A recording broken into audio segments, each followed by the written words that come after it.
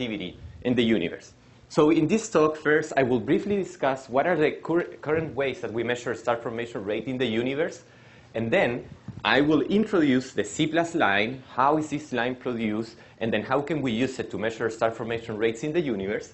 And finally, we will discuss, describe the kingfish sample. That's the sample that I'm using for this analysis.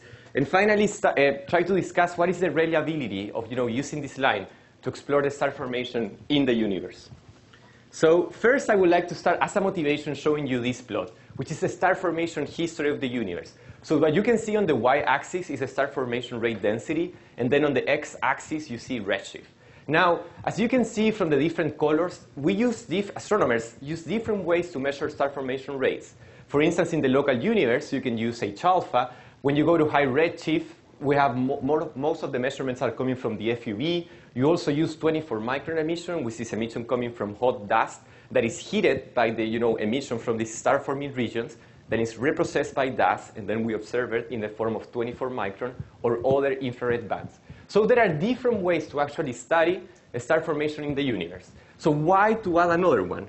Well, a new tool, the C+ transition. In a recent review of star formation by Rob Kennicott, they mentioned that the availability of a rich new set of C+ observations, thanks to Herschel, this amazing telescope, has sparked a resurgence of interest in this application. And that's where I'm in. It's because this line can potentially become a very good diagnostic of star formation, not only in the local redshifts, but also when you go to high redshifts. So in some way, it can help us to study things like this, star formation history of the universe. So how is C+ emission produced? Maybe this is the first time you heard about this transition. So first you start with an OV association. These are like massive young stars that produce FUV emission. That FUV emission will interact with the dust and the gas. When it interacts with the dust, it will produce photoelectrons via the photoelectric effect. Those electrons then will go and hit the gas. And when you hit the gas, what you will do is that a collisional partner, which can be atomic hydrogen, molecular hydrogen, or electron, will actually collide with the C+ ions. And when you do that, you collisionally excite the C+, that then will decay and will produce a C+ 158 micron photon. So there is a link between the left side, which is your young massive stars, and the right side, which is your C+ emission that you want to exploit in order to try to understand how much star formation rate there is in a galaxy. So on the one axis, you have the heating, which is measured by the star formation rate, and then on the right axis, you have the x-axis, you have the cooling via the C+ line. So if in a region of a galaxy or an entire galaxy, the cooling of the gas is dominated by the C+ emission, then the heating equals the cooling. And this has been observed before, where you see correlations for global galaxies using ISO and also Herschel between the C+ luminosity and the star formation rate. So this is for global galaxies. And now with Herschel, we have the opportunity to study this, but using resolved regions, and therefore understand much better the physics that is producing this connection between C+ and star formation. So C+ is not only a good star formation tracer because it's one of the major coolant for the diffuse ISM gas. It is also a very bright line, usually 0.1 to 1% of the far infrared luminosity in galaxies.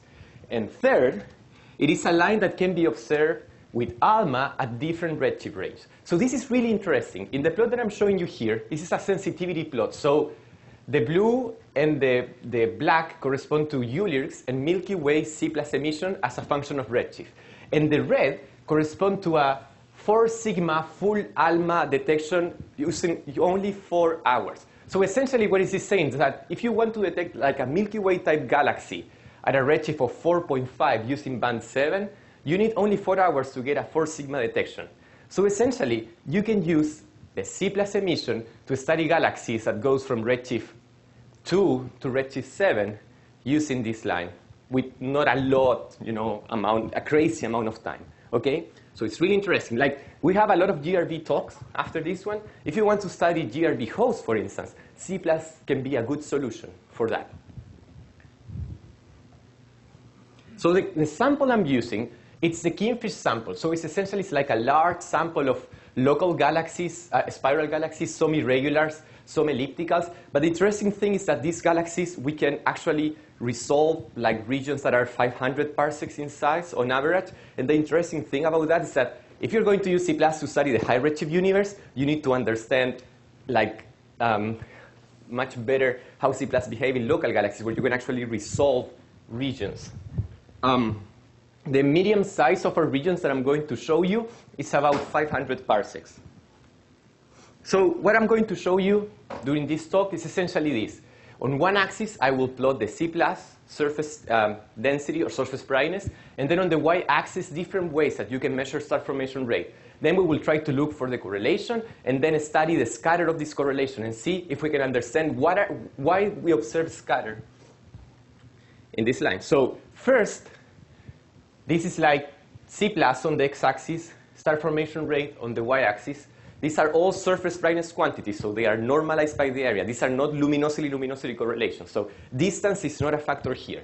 And the way we are measuring star formation, it's like various ways. We're using 24 micron, which is coming from dust, H-alpha, the ionized gas around these massive regions, stars, H-alpha plus 24, which give you an idea of the light that is actually escaping and the light that is reprocessed by dust. So it gives you like a complete picture of the star formation rate in your galaxy. H-alpha plus total infrared luminosity, and FUV plus 24 micron. Essentially like all the ways people measure star formation rate in the local universe. And when we look at the results, we see that we find a good correlation between the sigma C+ and the sigma SFR with a dispersion that is about 0.2 dex and with a slope that is close to linear. So this first is a good result, that our star formation rate measurements and our C+ surface brightness correlates well. Therefore gives you, supports, 5 minutes left, okay. That supports the idea that you can actually use C+ to measure star formation rate. But the thing we need to understand is why the scatter? Is there like a systematic scatter that will affect your observations not only of local but also high redshift galaxies? So in this plot here, I'm going to show you on the y-axis the fit residual. Okay, how much points deviate from this best fit to the correlation. And on the x-axis, I have different quantities that characterize the ISM in your galaxy. So the simplest one, the color temperature, the infrared color or the dust temperature, okay? And the other three are coming from when you model the SED of a galaxy using the drain model. So essentially are the fraction of the dust luminosity that is radiated from regions with intense radiation fields, U greater than 100. For a reference, U equals 1 correspond to our local radiation field here in the solar neighborhood. The mean starlight intensity, which is a measure of the strength of your starlight intensity, and the percentage of the total grain mass contributed by past, which are small dust grains that are important for the heat. So what we find is that the residual is close to 0, but then when you go to warm regions or high intensity radiation field regions, you start to see a deviation in the positive direction, which means that if you are going to observe a galaxy or a region in C+ and try to measure the star formation rate, if that region is hot, then you will underestimate the star formation rate when you use C+. And that's very interesting because, for instance, think in a luminous infrared galaxy that actually have hot, it's warm temperatures. That can be a potential problem if you want to use C+, to study the star formation. So one of the questions you can ask, why? Why do you observe these deviations when you look at these warm regions? And one of the possible effects for this is a charged dust grain. When you have high radiation fields, you will charge your dust grains. If you charge your dust grains, what will happen is that you will try to eject a photoelectron via the photoelectric effect. But that electron will need to overcome the work function and also the Coulomb potential because your dust grain now is charged. So what will that produce is that there is a reduce in the photoelectric heating efficiency. Therefore, for the same amount of FUV luminosity, because you reduce your photoelectric heating efficiency because you have this Coulomb potential, you will observe less C+ emission. Okay? So you need to fight that. And therefore, C+ can be a good measure of star formation rate in the universe. But if you're looking to warm sources, either regions or galaxies, you need to be careful because this effect of the charged dust grains can lead you to underestimate the true amount of star formation. So what we did is just simply derive a infrared color adjustment just fitting this in order, so as a function of the color of the galaxy, and then apply that to our regions. So we were able to, based on this infrared color adjustment that we create, reduce the residuals close to 0. So finally, my last slide, 2 minutes left. When we compare these to other samples of galaxies that are more powerful and big, like luminous infrared galaxies, this is what we find. All these regions here correspond to the regions from my sample, the Kingfish sample. All these galaxies here correspond to the goals, and these are starburst galaxies. So what you can see is that as you go to higher surface brightness in C+, galaxies start to deviate. So that is also known as the C+ deficit, which means that you observe less C+ for the same amount of star formation or FUV luminosity, which is what I was showing you before. But within a factor of 3, there is a good agreement over 5 orders of magnitude. Now, if we apply this infrared color adjustment that I showed you to the C+ emission, you find a very good agreement over almost 5 orders of magnitude between the C+ and the star formation. So this is the key result, that C+ emission can be used to measure star formation rate in the universe for different objects, as long as these objects are not super warm sources, or sometimes if they host an AGN, that can also produce problems. But you know, taking out those cases, if you use C+, you can effectively measure the star formation rate in the universe across redshift. So I think that's my conclusion slide and summary. Thank you. Great talk, Rodrigo. Thank you. We've got time for a few questions if people aren't falling into their lunchtime food comas yet. Yes. At high redshift, do you think it's going to be a problem to measure actually the C++ rather than the single line C++? I mean, even with Alma at redshift 3, it's going to be hard to measure C++.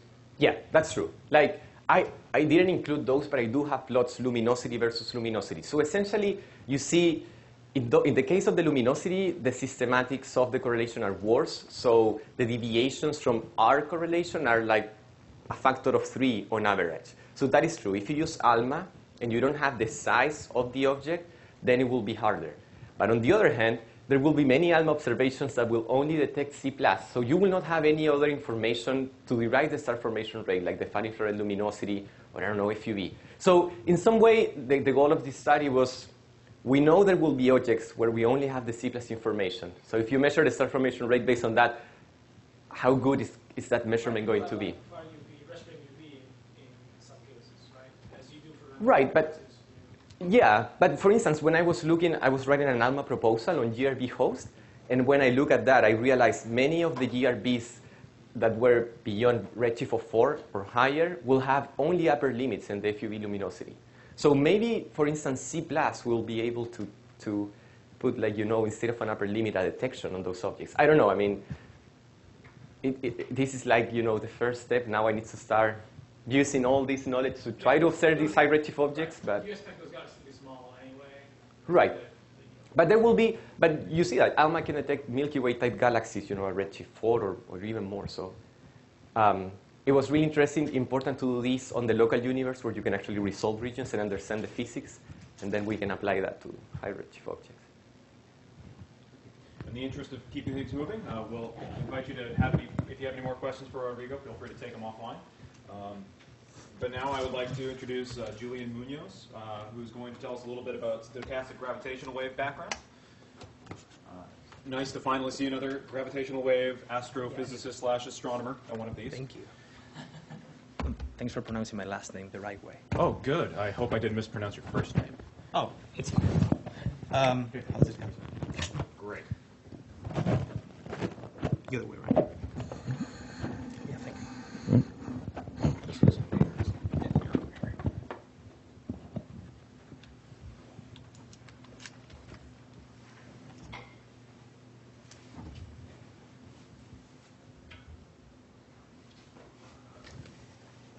Okay, where is this?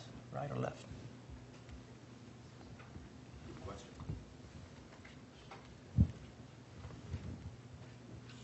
I can really see this.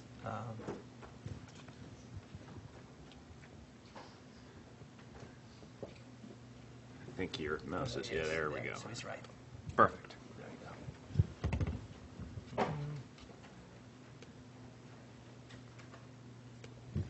Okay, cool. Working. Nice. Well, it's going to be hard going after Rodrigo. That was a really good talk. So I'm Julian, and I will tell you about the work I've been doing with my advisor, Mark Minkowski. We've been working on the detection of a gravitational wave background using binary pulsars, which this can be translated to how to measure a primordial gravitational wave spectrum. These primordial gravitational waves are the same that create the B modes on the CMB that everybody's so interested in. And the ratio of these waves to the scalar spectrum that we measure is the famous R, the times the scalar ratio that everybody's interested in. I'm not going to get into that, but just bear in mind that is the background of why we do this work. So first, I will introduce some main concepts of the things that I'm working on, which are the binary pulsars and why we use them, and this gravitational wave background. Then I will solve a toy model of the electromagnetic case in which everything can be worked out easily and the physics is clear. Then I'll move on and work into the actual binary pulsar case. And finally, I will extract some conclusions from the work. So let's begin. Why do we care about any gravitational wave background? Well, for you guys, most of you just study the universe as of like galaxies. High redshift is something like 5, right? But for cosmologists, high redshift is everything about 1,000, where, at 1100 there was recombination, and anything before that you couldn't observe with visible light because the universe was not transparent to light. It was, however, transparent to gravitational waves. These waves were emitted on inflation up there in the very early universe, and since they interact weakly, they have been transmitting pretty much throughout the universe without interacting until now. So if we actually were able to detect them, they would give us a lot of information of the things that happened before recombination. Now, how do you measure these gravitational waves? To measure electromagnetic waves, you would use an antenna, right? Just an electrical dipole that interacts with them. We need to use some kind of cosmic antenna that interacts with the gravitational waves. That will be binary systems. Any kind of binary system would actually interact with the waves, but the ones we use are pulsars, in which one of the stars is a pulsar, so it emits pulses at a certain frequency that we know. What that enables us to do is to use Doppler effect, because of the rotations of the stars, to actually pinpoint where the star is at this point. The main different thing between binary systems and actual antennas in electromagnetism is that antennas couple via dipole, whereas binary systems couple via the quadrupole to the gravitational radiation. And we'll see how that plays out later. So there have been some previous work done on this field. Lam Hu et al. Found that a bound for a characteristic amplitude of these gravitational waves, the primordial ones, to be for 10 to the minus 13 using binary systems. This HC quantity, just so you have an idea, is the relative increase or decrease of the size when a system is hit by a gravitational wave. And they say that during the next 10 years, if we keep observing, we could improve this bound to 10 to the minus 15. However, in their analysis, they get the result that this characteristic amplitude decreases at the time span observed to the minus 2. What we will see is that it actually goes at the time span to the minus 1. So the results in the near future may not be as optimistic as they think. Let's see why. First, let's solve the toy model, the electromagnetic case. Has nothing to do with Tesla coils, by the way. You have the equation of motion. You have this dipole oscillating. It was a cool picture. You have a dipole oscillating. The left-hand side is just the equation of motion of an oscillator. The right-hand side is the source term, an electric field. What you would do is decompose the electric field in Fourier modes. Here you have alpha and alpha prime indices. And when you have the same frequency, they contribute with the power spectrum. Now, this power spectrum, notice that's an subindex z. That is because we only observe one direction. We only observe the line of sight direction, because that's the one the Doppler effect gives us information on. So this power spectrum is related to the total power spectrum of the electric field via this equation. Omega squared pi and c cubed factor, the factor there is only because the power spectrum in the left-hand side is a function of frequency. This is a function of wave number. And the 3, that 3 is important, arises because we are only observing one direction out of the 3 that the electric field has. Since they are all equivalent, observing one of them is observing 1/3 of the total. So the method will be the following. We parameterize the power spectrum as an amplitude times a fiducial power spectrum. That fiducial part just gives us the general dependence in frequency, and it's not really relevant. The amplitude is what we are going to bound and measure in this work. Let's see how we do that. First, this is a formula of how you decompose the electric field in Fourier modes. You use discrete Fourier modes, so you will have n data points, because you only observe pulses of the binary. Now, each of these modes is completely independent from the other. You have sine and cosine Fourier modes. So, for example, the kick on the system, the perturbation on the system by a sine mode is given by this. Don't worry too much about the factors. The important thing, however, is that this thing peaks when the frequency, omega alpha, is close to the natural frequency, omega naught. So an antenna that is good at emitting at a certain frequency, omega naught, is also going to be good at absorbing at that frequency, meaning that the perturbations giving a kick near the frequency are bigger. So that's what will enable us to measure things with antennas. So what you do is, for each data point that you have, you define an estimator for the electric field with this formula. And the thing is, you will have an estimator for each mode from each data point. But the estimator from all those data points corresponds to the same quantity, the amplitude of the Fourier mode. So you combine all of them using a minimum variance estimator, which is just a weighted average, where the weight is 1 over the variance. So points with bigger error have less weight in this statistics. And when you do this, remember that what we're trying to measure is not the power spectrum, but the amplitude, that amplitude before the power spectrum. So you just find from each frequency an estimator again for the amplitude. But then again, the amplitude doesn't depend on the frequency. It's something that we have defined to be frequency independent. So you combine all those estimators, and you keep in mind that we have not actually seen any departure from the expected behavior of the binaries. So we actually have to set the estimator to 0. And it is bounded by the square root of the variance, sigma a. So you do all the statistical calculations, and you find the variance to be this factor. Has a lot of numbers, don't worry about them. The important thing is that the variance is, increases as 1 over n squared, 1 over t squared, when n is the number of data points and t is the total time of observation. This behavior is expected to continue in the gravitational wave case. All the factors will be different, but we would expect this kind of behavior to continue. We'll see that it actually does. Let's move now into the binary pulsar case. The equation of motion is more complicated now.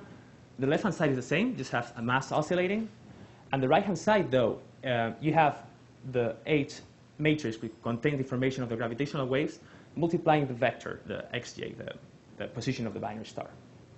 The thing is, the right-hand side contains an x. So what you have to do is first solve the 0th order equation, where there's no h, and that solution is just an oscillator. And when you plug that on the right-hand side, you find the first order solution in the left-hand side. That's how we will solve this equation. Now, in the electric case, it was easy to say that the C component of the electric field is 1/3 of the total, because there are 3, and you only serve one direction. Here, that is less clear, and to actually find a relation of that type, we need to use spherical tensors. So for the case of a vector is something with angular momentum 1, so it has 3 components, m0, 1, and -1. Like, this is a classical quantum mechanics thing, right? If you use real spherical tensor base as opposed to complex one, you find that they're just C, X, and Y. So this is the same thing that we already knew, just like on a different notation. When you go, however, to the case of a matrix, this asymmetric traceless transverse tensor, just like Hij, you find it has 5 degrees of freedom. It's something with angular momentum 2.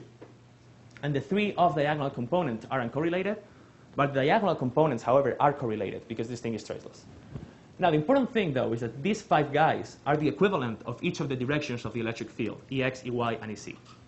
So when you calculate the power spectrum, instead of a factor of 3, you have a factor of 5, because you will have 5 degrees of freedom here. That's all the complicated analysis of dimensions and spherical tensor just gives a factor of 5 instead of a factor of 3. That's the punchline. So you have to remember that the right-hand side, the source term in the equation of motion, is Hij multiplied by Xj. So when you multiply two spherical tensors, you need to use Clebsch-Gordan coefficients that we all know and love. And you find the C component, the one in the direction of line of sight. It's given by this. Now, the important thing here is H1, H0, and H-1 are independent.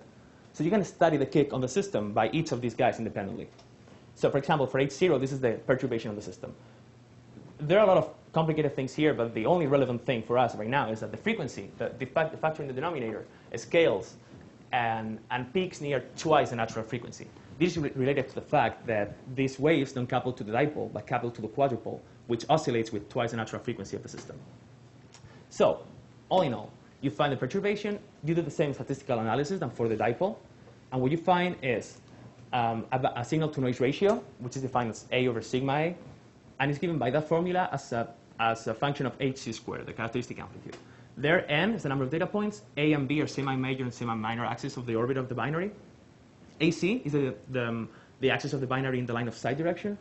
T, total time observation. Omega naught, natural frequency. C is the speed of light. And sigma t is the error in the measurement of each individual timing, which is of the order of 10 microseconds. So now you can revert this equation to find hc.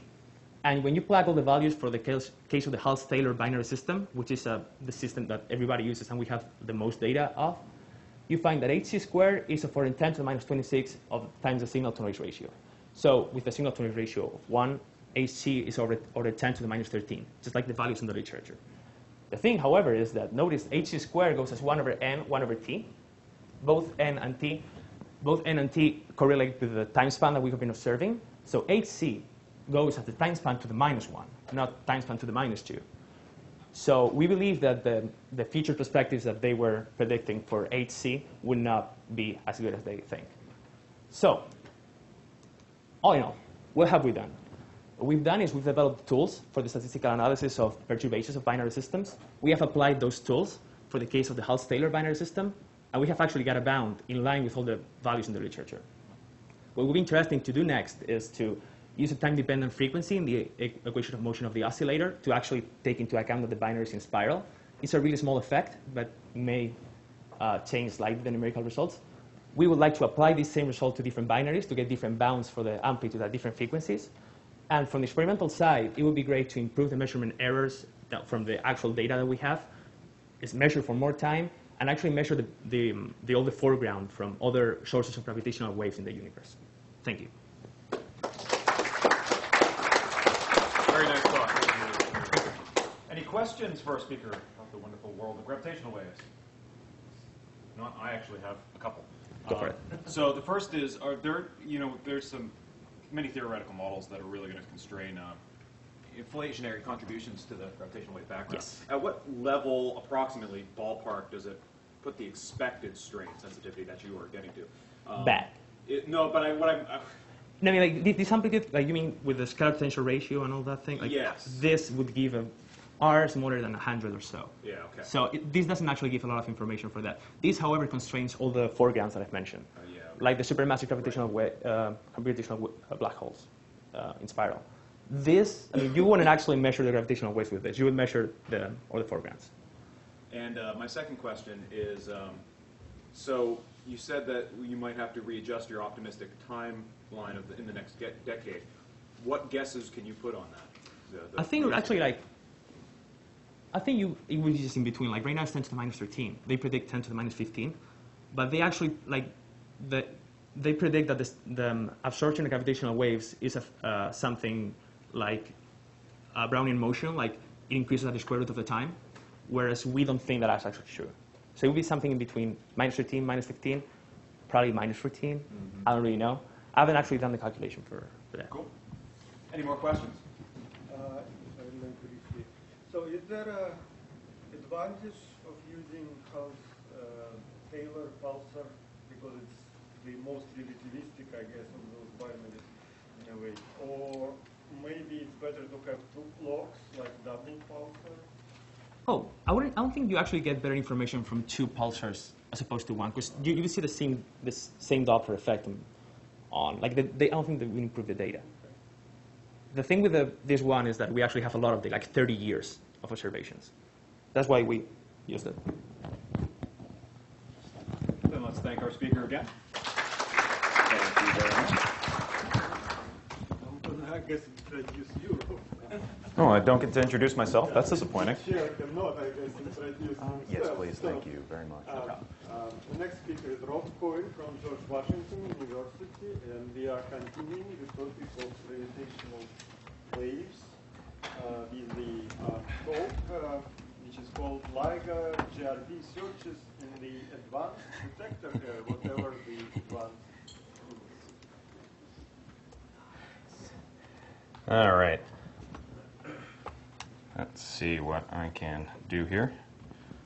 Turns out plugging things in is rather challenging. And wow, that is not at all what I wanted. Hold on just a brief moment, folks.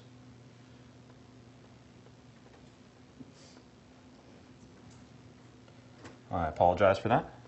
All right. Now the first thing that you'll notice as I pull this up and start my timer is that unfortunately that is not the title of my talk for reasons that will become clear later, so I apologize for making Oleg seem a little silly. It's purely a typo on the program. But I am talking about gravitational waves, particularly those that might be emitted from gamma ray bursts long duration gamma ray bursts in particular. But in order to do that, I need to get through a little bit to begin with. And the first is acknowledging, of course, all of the people that have gone into making this project possible. First and foremost is, of course, my advisor, Alessandro Corsi, who couldn't make it here today. Also, Dr. Ben Owen, who is currently associated with Penn State University. He's been a collaborator from a side that will come in a little bit later in the talk, as well as some summer undergraduate research fellows that have helped us with potential source identification that, again, we'll be getting into a little later. I am part of the LIGO Scientific Collaboration. This is the first and last time you will hear me mention that specific word LIGO in this talk for reasons. And I've also done extensive work with the Virgo collaboration because those two collaborations work very closely together. So, first and foremost, let's go through a little bit of an introduction to the stuff that I'm going to be talking about today. And we'll start off with something pretty simple. What are gravitational waves? They're these ripples in spacetimes that we just heard a little bit about. I'm not going to go into nearly the theoretical detail that we just saw because I am more of a data analysis guy. Of course, the canonical wave equation that we recognize up there is one where we have the wave on the left side with a source term on the right side, and it all looks very simple after you've spent 3 or 4 chapters of a textbook making it look that simple by linearizing your metric and then going through and making all of these nice gauge transformations. But what we're really just interested in is the property that comes out of the source, because we're coming at this from the data analysis side. So we're just taking these as oscillatory phenomena that propagate in and through space-time. They're generated by any mass-energy distribution that is accelerating, but they are, as we heard, only quadrupole in first order. That means you don't get monopole or dipole contributions, so no pulsing spheres or rotating columns are going to give you these things. We need a little bit of asymmetry there. And because they are created these in the same way that an electromagnetic wave will couple to charges and make them move, we expect our gravitational waves to couple to mass energy distributions that have some non-zero quadrupole moment.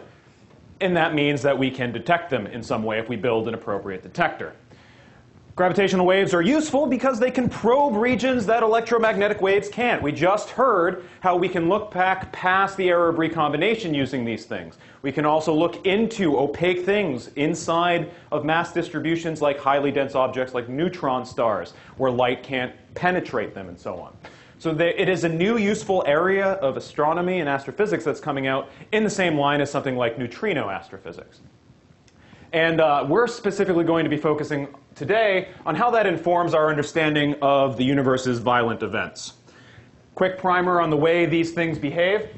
A gravitational wave propagating through this screen are going to create oscillations in one of 2 polarization orientations, the so-called plus and cross, as you see up there, in the way they are oscillating a circular distribution of masses. And you can imagine if we put one of those over, let's say, an L-shaped detector, and that L-shaped detector has masses on it, and those masses get squished and stretched in opposite directions, we can measure some sort of length difference in those arms. Problem is, the fractional length difference of those arms is tiny, something on the order, in the regime we're looking at it, 10 to the minus 21. It's, again, the fractional change in length of one of these arms. This is enormously small for an arm that's on the order of a few kilometers. We're talking about oscillations the size of an atom. This is tiny. Actually, many times smaller than that. Smaller than the width of a nucleus. This is what ground-based interferometry is. We already heard a little bit about pulsar timing arrays. I'm not going to talk about Weber bars, but there are a number of opportunities and a number of ways to detect these signals. Now, we're actually interested in gamma ray bursts because these are very violent events. They have a lot of energy, so we get a lot out of them. Gamma ray bursts are extremely energetic electromagnetic phenomena that come from, again, the most violent explosions in the universe.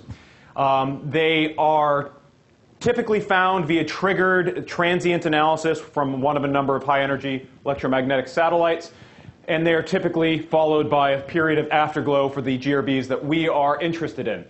Duration of the prompt emission, that is the gamma ray emission, is broken into 2 distributions.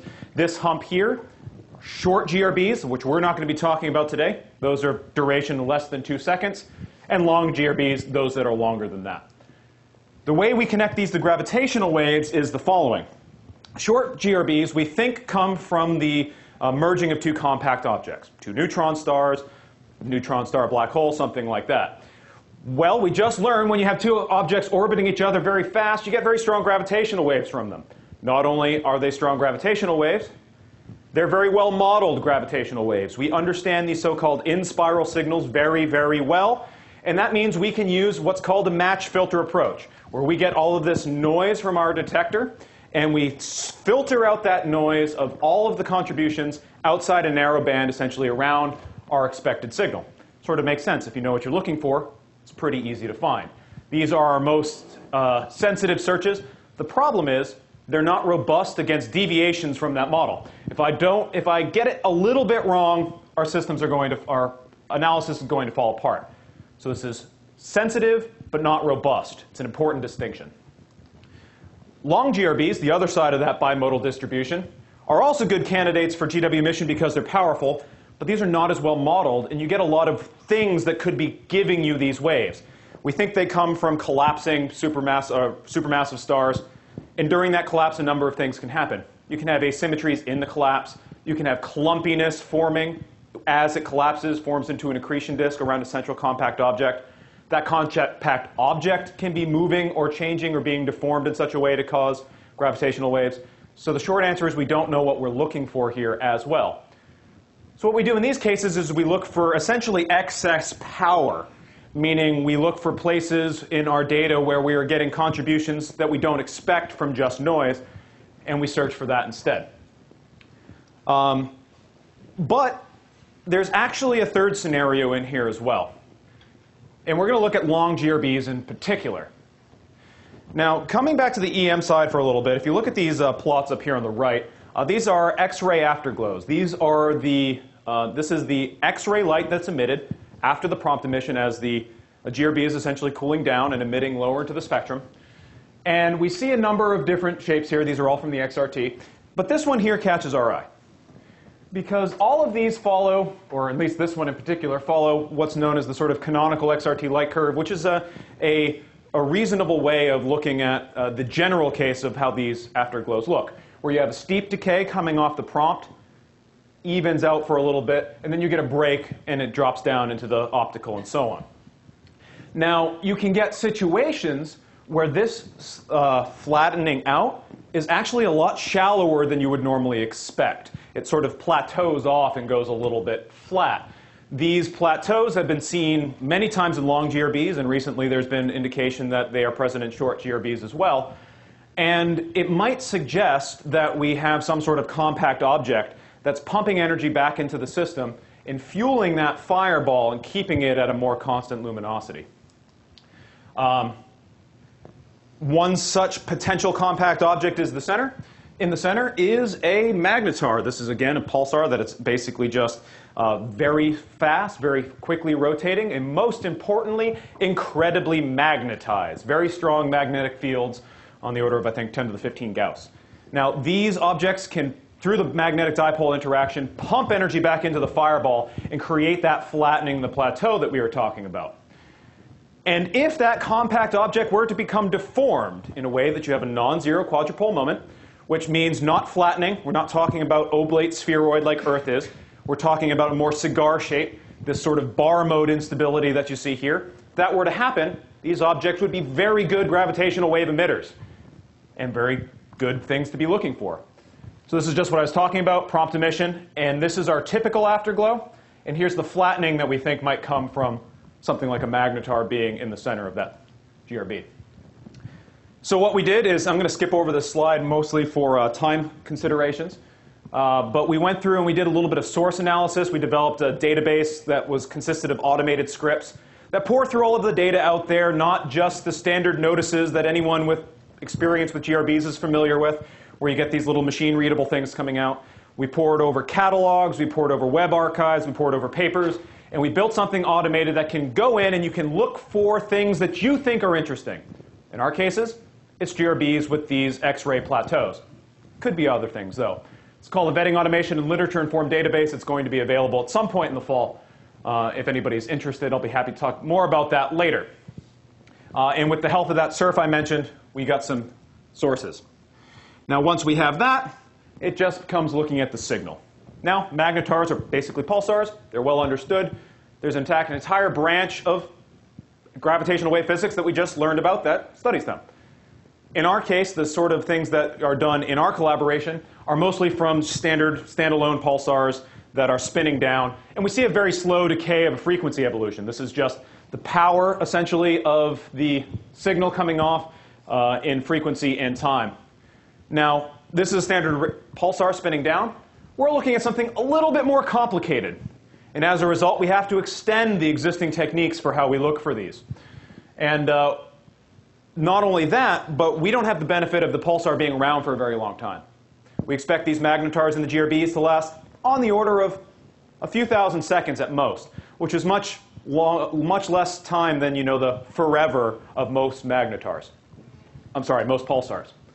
Not only that, but because the frequency evolution is much more dynamic, that puts constraints on our resolution that we wouldn't get otherwise if we were looking at a standard pulsar. However, with all of those things in mind, we are actually quite optimistic that these signals are detectable. If you look here, the blue line at the top is the noise floor, basically, for the Virgo detector as of last year or the year before. The initial LIGO detector is right around the same place, dips a little bit lower. These two colored lines down at the bottom are actually the advanced ones. That means we're going through and we're improving the detectors. We're pushing that noise floor down by better than an order of magnitude. And as you can see, our expectations for this magnetar signal rises well up above that noise floor. So even if we're optimistic, you still expect there to be a chance. Hopefully, maybe, but we've been saying that about gravitational waves for 20 years now, so who knows for sure. I'm going to wrap up by mentioning the basic overview of the process we're using for this. Basically, we're looking at the frequency time maps. This is not a new thing in gravitational wave astronomy, or in fact, other astronomies. But what we're doing is, this is a signal that we have resolved in frequency and time coming out of our detector. We cross-correlate these things. We multiply the first column by the second, then the third, and the fourth, and the fifth, and we add them up, and we get some sort of detection statistic out of it. You can think of this approximately like adding up power along tracks through the frequency time map, but there are some nuanced differences that make that not a direct analogy.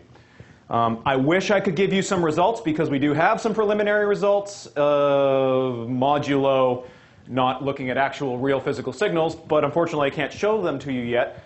The reason is because I have to get clearance from the collaboration in order to be talking about the actual science data that we're getting out of this. So I'm going to have to ask you, unfortunately, to wait and hold off, and hopefully I can fill you in next summer when one of the other fine institutions here decide to pick up the mantle and carry it on through.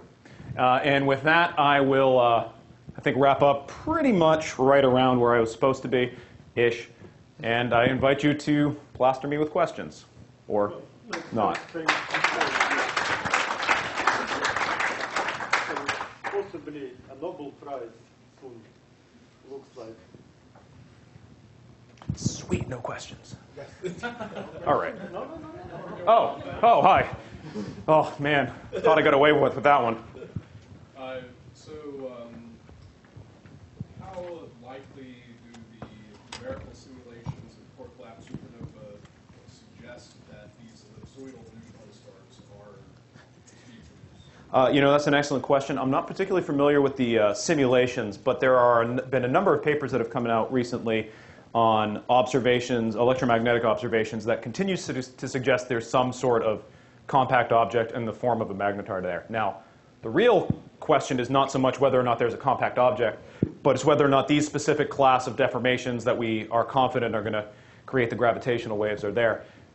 And that's a little bit less clear. There has been some simulation work done by Peter Mazaros that does suggest pretty optimistically that some short-lived deformations of this order will contribute. Unfortunately, I can't give you a solid number as to the percentage, let's say, of GRBs that we would see with this. But given that these plateaus, don't make up a huge percentage, I think it's something on the order of 30 to 40, and we would expect fewer of those to actually have the deformations that we're looking for. It's not a huge space of potential sources that we'd be looking at.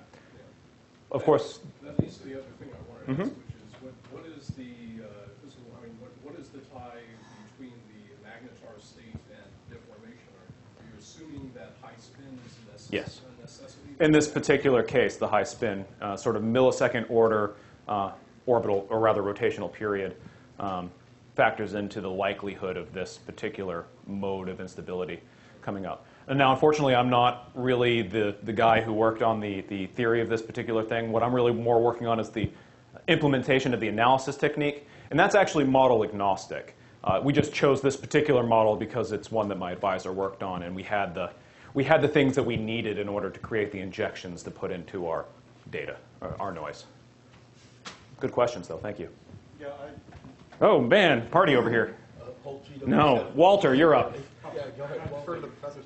So you've described this technique here that makes use, so even if you have a fair amount of noise in one time slice in your gravitational wave signal, you can do this cross-correlation between the Fourier windows, or whatever we call them, in order to extract a statistically significant signal across the time. But what if you have a noise floor that is still high enough that you can't extract a statistically significant discovery sort of signal from a single event, but you have multiple events, and combining the statistical information you get from this source and this source and this source, you could conclude that there's a similar chirp signal like this.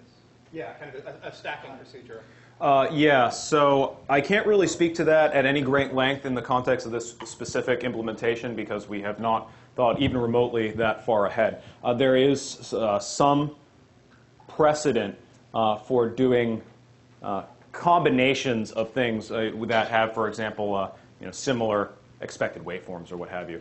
But that's minimal. The thing here is that the way we really intend to flesh it out is not through observing different individual sources, but rather using more interferometers. Because we can cross-correlate a single interferometer output with the output from another, and another, and another.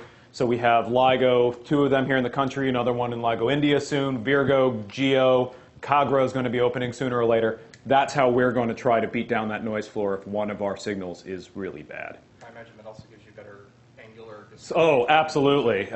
Localization improves dramatically from the whole sky to hundreds of square degrees to tens of square degrees to a few square degrees, the more interferometers you put in your network.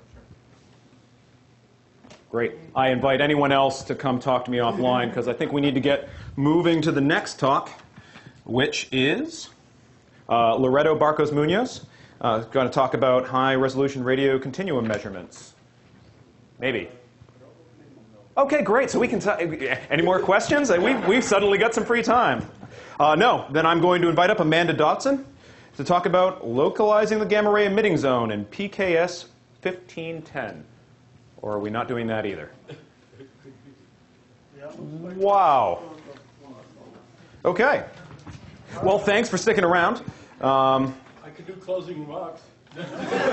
No, we've got so much more to talk about. Okay, so it looks like we don't have our next talk scheduled for another half an hour. Do we want to perhaps take a short break and then move the talks up by 15 minutes? Or? I think we want to have a couple more talks. The next why don't we do this? The next talk's the invited talk. Yeah. Let's do the invited talk and then maybe have an input. Right, because people are probably still not very hungry after the lunch. Yeah, but we'll have time. We'll extend the question. So, Judith. Is Judith... Great. 1 for 3. The advantage of having invited talks is that usually invited speakers, they do show up. We'll look at it, I guess, if not. All right. There's an adapter, right? There is. If you would like the clicker, Sure. you can do that. You might have to click through some windows, but it should work otherwise. You just continue through that, and then we'll press buttons on this until it says it can't. Yep. And then done. That should be okay now. The Mac. There you go. I'll leave that to you.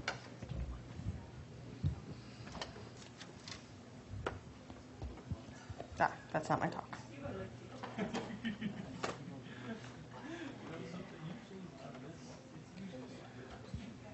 Okay. Well, I'm. Yeah, sure, go ahead. So we have the fortune to have Judy Rakusin from the Goddard Space Flight Center, And Judy will tell us about the current mysteries in the studies of gamma ray bursts. Okay, I have 25 minutes? Yes. Okay. Well, I guess we're not that tight on time anyway, so we'll see where this Let's goes. say order 30 minutes. Yes, okay. So thanks for the invitation, Oleg. So I was asked to discuss kind of anything I guess I wanted in GRBs, including sort of the open questions in the field, which I'll present at least my biased view of what I think is interesting that's being discussed currently in GRBs. And I'll go over a general introduction to the field. I guess we heard some of this already from Rob's talk, and we'll hear more GRB talks this afternoon. So gamma ray bursts, GRBs, I guess you've all figured out that one already. So I'm at NASA Goddard Space Flight Center. I'm a research scientist there. I work on the Swift and Fermi missions. So this is also somewhat Swift and Fermi biased. But they're the big players in the game anyway. So what is a gamma ray burst? Other than a burst of gamma rays, we know a lot more about them than that. We've got a laser pointer. So what we generally know is that there are these two different progenitor types, as Rob mentioned. There's the short burst and the long burst. We think the short bursts are associated with the merger of some sort of compact binary. And long bursts are associated with a massive star that collapsed. They, sort of the usual picture is that they collapse directly down to a black hole. And as also Rob already stole my thunder on this, they sometimes, one of the leading actually ideas recently is that the role of magnetars. That are newly formed and then maybe collapse or maybe are stable at some point in this process, either then collapsing to a black hole and producing the rest of this outflow, or maybe they just adds a somewhat stable magnetar, then produces outflow. The outflow is in two different phases: the prompt emission, which is the gamma rays burst themselves, as well as the afterglow, which we see across the electromagnetic spectrum. Prompt emission, the sort of nominal, big usual picture is that they're due to the collision of relativistic material that gets ejected from whatever the central engine is. Shells collide with each other in forming what we call internal shocks. That produces high energy emission through presumably a synchrotron emission, although I'll discuss later why there are doubts to all of this these days. And then as that blast wave interacts with the surrounding environment, it slows down and produces emission from radio up into actually what we think high energy gamma rays, causing also this afterglow emission. And that can last from minutes to hours, in some exceptional cases, years. GRBs are kind of a weird field in terms of extragalactic science. We study stellar mass objects on the other side of the universe that change on seconds, timescales, or even less, that wake us up in the middle of the night and we have to react to them. So it's kind of, it sort of is actually a very broad field in the sense of it's from stellar astrophysics to host galaxies, from multi-messenger gravitational waves, neutrinos, and all sorts of any kind of telescope you could use to observe these things. And we annoy people operating those telescopes by interrupting their observations all the time, which I think Nino will tell us about later. So these are just animations. They are not simulations of these binary neutron-star merger over here on the left, and the collapse of a massive star on the right. The important thing is that in either of these scenarios, they produce a relativistic jet, which we think is beamed at us, and we only really see this emission if it is beamed at us, although I'll talk about what we see off-axis a little bit later. And they're very, very energetic. I mean, these are the most energetic explosions in the universe, aside from the Big Bang itself. And they fall into two classes, which we've already seen: short bursts, which are basically less than 2 seconds, and long bursts, which are longer than 2 seconds, although there is some overlap in these distributions, certainly have tails. And there are long bursts that we think are mergers and short bursts that we think are collapsars, and the picture is confusing. So a little bit more about the differentiation between short and long bursts, because although the outcome is similar, there's a lot of different features about them. Short bursts, they have hard spectra. This is a plot, probably can't read it, of hardness versus duration. And the duration separation is cleaner than the hardness separation, but there are two sort of clusters here. So they have harder spectra, they're shorter, hence the name, and they tend to be associated with old stellar populations in the outskirts of galaxies. This is consistent with the idea of a binary merger where billions of years earlier there was some sort of supernova, it gave the system a kick, and it ends up somewhat outside the host galaxy, which also makes the host galaxy identification tricky. Long bursts, they're softer spectra, duration greater than 2 seconds generally. Although this plot here is actually showing, these are 5 different instruments that measure GRB prompt emission from HETI 2, BepOSAX, neither of which are still, in BATSI, none of these 3 are still operating, the Swift BAT, and the Fermi GBM. And you can see that some of these instruments, they have different energy ranges, they have different sensitivities, the different sky coverages, and that they're sensitive to different fractions of short versus long bursts. In fact, BATSI and GBM are really the best at detecting this short sample due to just really their detector energy range. And that actually this question of whether or not 2 seconds, which is also, you're mixing in redshift, time dilation in there, which is another uncertainty in how this dividing line is in there. But anyway, back to long bursts, they're associated with young stellar populations. When we can actually resolve the host galaxy, they're in regions of active star formation, consistent with the idea of these being big stars that didn't live very long. And we also expect and have observed associated supernovae with long gamma ray bursts. In a couple of cases, there's actually a supernova shock breakout that happened right away. But in many other cases, we detect an emerging supernova that peaks at something like 10 days after the burst. And some of those nearby ones have been spectroscopically confirmed, consistent with type 1b/c supernovae, broad-line type 1b/c supernovae. So I'm going to go into a little bit of how GRBs are observed, because this is a lot of what I do, how we manage to chase down these things that are fading quickly and are elusive, and learn a lot about them. From detecting the prompt gamma ray trigger, searching for afterglows, rapid positions, getting redshifts, supernovae, and studying host galaxies. So the prompt triggers, they look like a lot of different things. They sometimes have a single pulse. They sometimes have multiple cleanly separated pulses. Sometimes they have many pulses, which are really hard to separate. Sometimes there's, I think this one has some little precursors and then has a big emission. What causes all these different variability types and producing these shells is not well understood, but there's an old saying that if you've seen one gamma ray burst, you've seen one gamma ray burst, because they all look quite different. They also, throughout all of these temporal evolution, we see spectral evolution. We see the shape of the spectrum changing, and I'll discuss what we think we know about that later. And we see the peak of the spectrum changing. We see potentially multiple components. And it paints a complicated picture, which then what you can know is you're also limited by statistics. There are a number of facilities. This is actually really only a subset of more recent ones that have detected GRBs or are currently, actually these are ones that are still currently operating, and Swift and Fermi, which I'll discuss in more details, because they're really the workhorses these days behind GRB observations, because they can get really the best localizations in the largest numbers of bursts or the best energy coverage. But these include Conus Wind is actually like a solar observatory, but there's a gamma ray detector on board. Suzaku is a general X-ray facility, does lots of things. MAXI is an instrument on board the space station that does an all-sky survey. The Interplanetary Network, which are gamma ray detectors on spacecraft. There are some included in the outer solar system, and they do a triangulation basically on timing of when they detect these things, which is pretty neat, but it's hard. So Swift. So Swift is actually the mission that I did my PhD on. I worked on the part of the XRT instrument team. That's the X-ray telescope. There are 3 telescopes, though, on board. The Burst Alert Telescope, which is this big, whatever you call it, polygon there. The X-ray telescope, which is this tube right here, and the UV optical telescope, which is this one right here. BAT, which is a simulated BAT image. I think I've been using this slide for the last 10 years or so with these images, so we should actually update them with real data rather than just really pre-launch simulations. So the BAT observes about 15 to 150 keV range. So it's not even really gamma rays, it's hard X-rays, but everything above 10 keV is gamma rays to X-ray astronomers.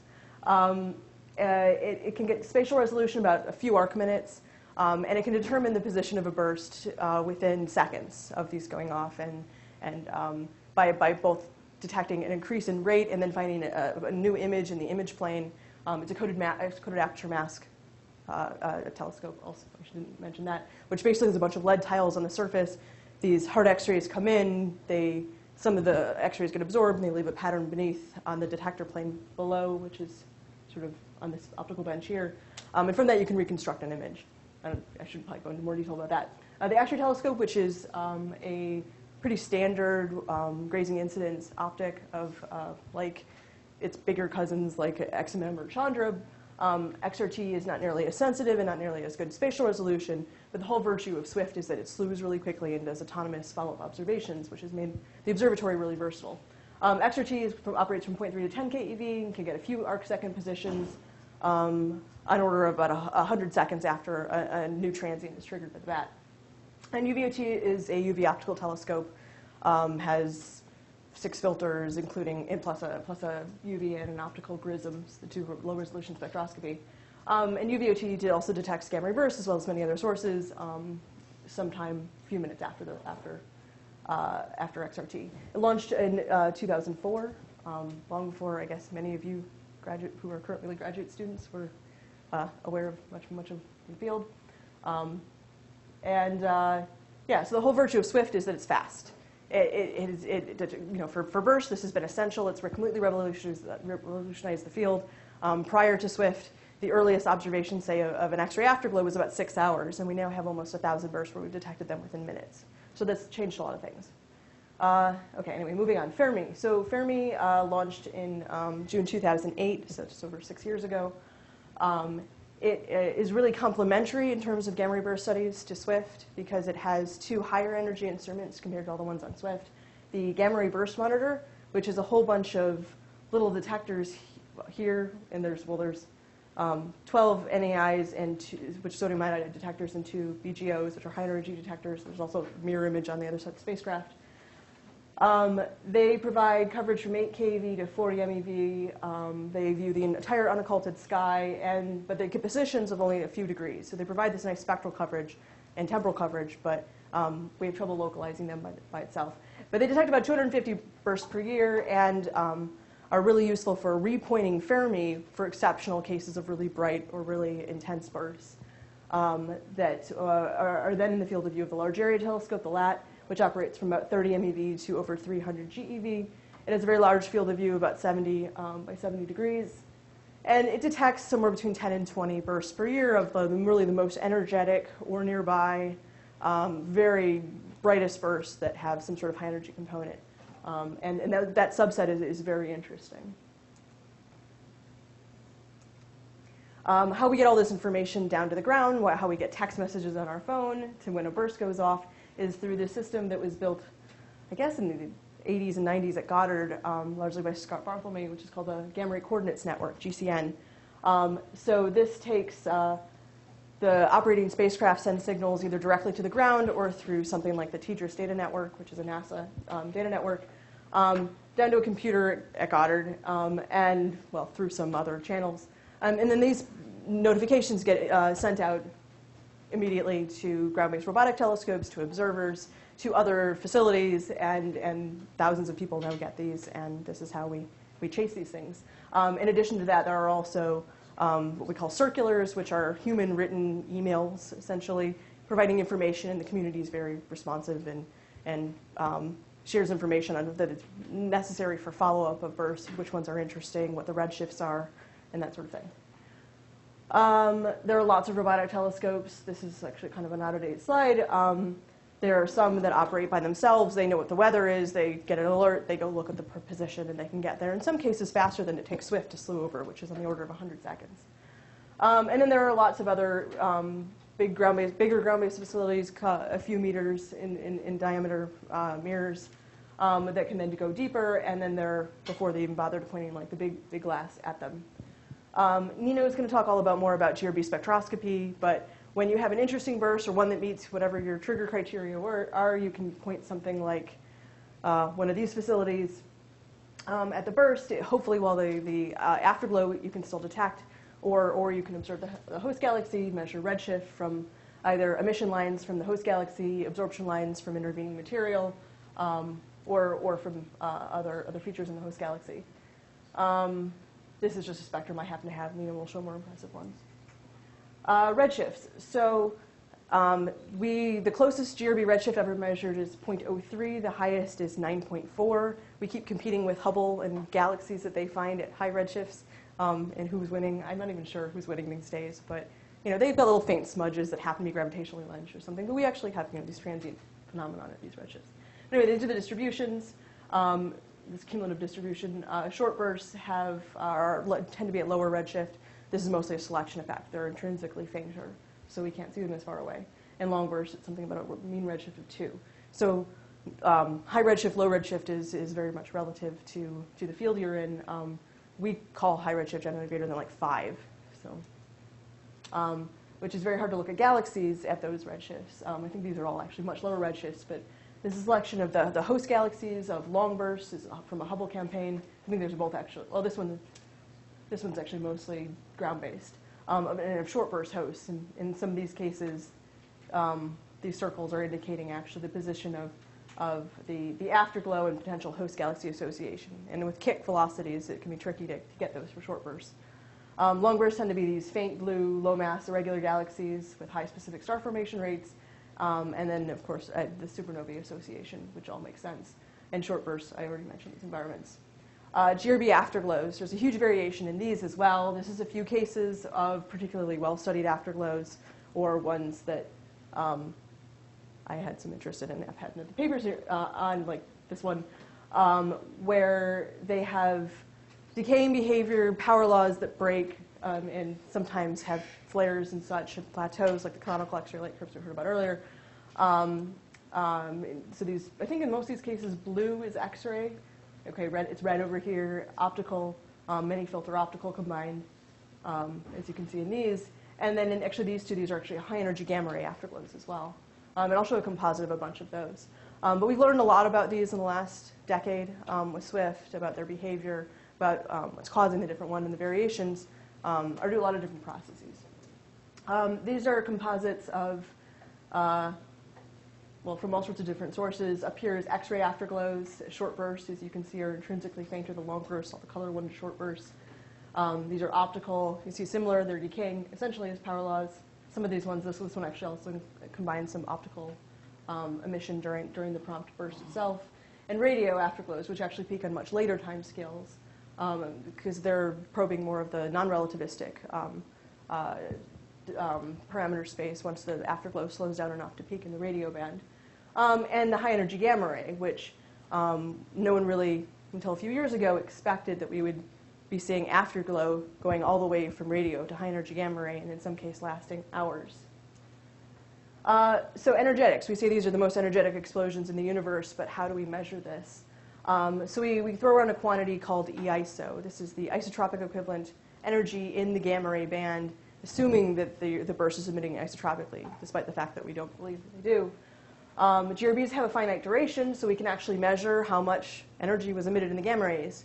And when you compare that to, say, a persistent source, like some sort of other jetted phenomenon like a blazar, it's a difficult comparison because that is on for millions of years or longer, and GRBs are on for a few minutes. So we have to be careful when making those sort of comparisons, but people do it. And so EISO is essentially the integrated flux times some 4 pi d squared over some correction factor for redshift, which is essentially integrating this area into this light curve. So how does that compare? The rest mass of the sun is about 10 to the 54 erg. So if you took 100% efficiency, the entire mass of the sun, and converted into energy, so essentially over the entire solar lifetime, how much energy it emits minus, some small, it's actually multiplied by some very small efficiency factor. That's about the same amount of energy that a GRB emits in a few seconds, isotropically, if they were isotropic. For comparison, a supernova is sort of a few orders of magnitude less than that. The GRBs, we tend to measure EISO around 10 to the 52 to 10 to the 54 ergs, a bit smaller for short bursts. But if we correct for their collimation angles, which we think are somewhere on the order of a few degrees, at most a couple tens of degrees, you can get that down to something more like 10 to the 50, 10 to the 52 ergs. And this is a plot showing the short bursts are less energetic on average than long bursts. So, okay, so that's the background. So now I'm going to give a very biased view of what I think is interesting currently in the field. And each one of these topics could easily be a lecture to itself, and I'm going to show like 1 or 2 slides on them. And if I've left off your favorite topic, I apologize. I'll list some others at the end, and I'm sure I've even still forgotten some from that. So to start with, prompt emission mechanism. So the leading model to explain this GRB prompt emission is the synchrotron shock model. So the emission is caused by particles that are accelerated in this relativistic shock. So this is in the internal shocks as they're crashing into each other. This predicts some sort of Maxwellian distribution, but demands that the low energy index cannot be less than -2/3. This is called the synchrotron line of death. It's a very dramatic term. Unfortunately, bursts don't cooperate very well to that. We throw around a lot a function. It's not really a model. It's an empirical function called the band function, named after David Band, who wrote the paper on it. Oh, I had an equation. Oh, there it is. Okay. This is the equation. It's just a smoothly broken power law connected by, well, smoothly broken. There's an exponential in there, an exponential cutoff with another smoothly broken, another power law. And this is a distribution actually from the latest Fermi GBM catalog, and it shows that there are quite a few bursts that exceed the synchrotron line of death.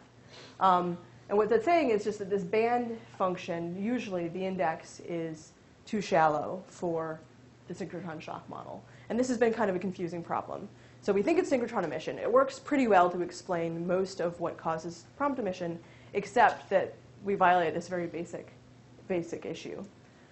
But there have been some recent solutions to that, is that maybe the band function in its empirical simplicity is not actually a good characterization of the data. Especially with Fermi, we've been able to collect a wider energy band than we'd had previously available, which has allowed us to do things like find deviations at low and high energies from that band function. In some cases, we find an extra power law.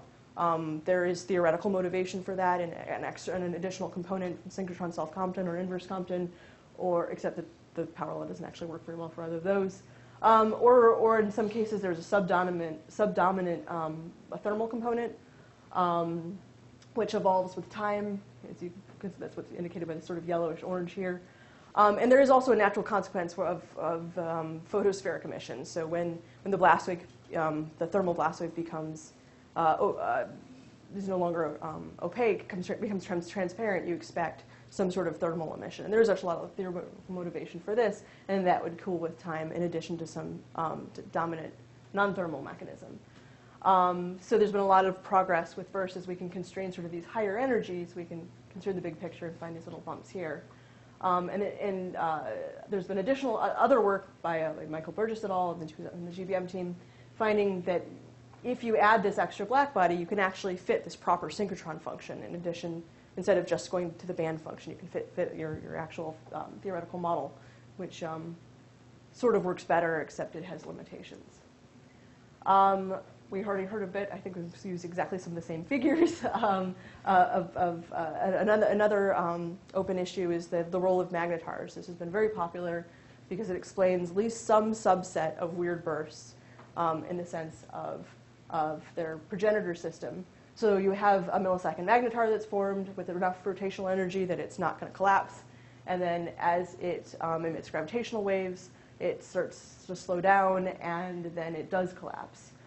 And the prediction is that there would be a plateau in the X-ray light curve with a very steep drop-off. So we do see these plateaus in some large fraction, at least half of bursts. However, we don't usually see this very steep drop.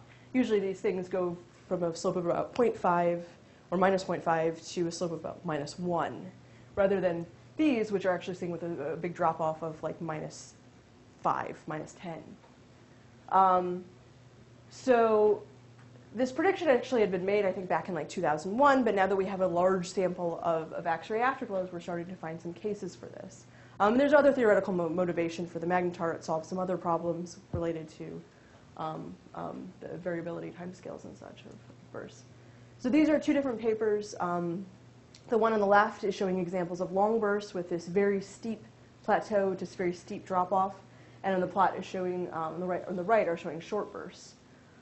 This suggests that perhaps if this is the magnetar signature, and it's not consistent with anything that you'd expect from the regular synchrotron shock model, then perhaps magnetars, at least in some small subset, maybe 5% of bursts, there's a clear signature that at least the magnetar was dominant above the afterglow at these times.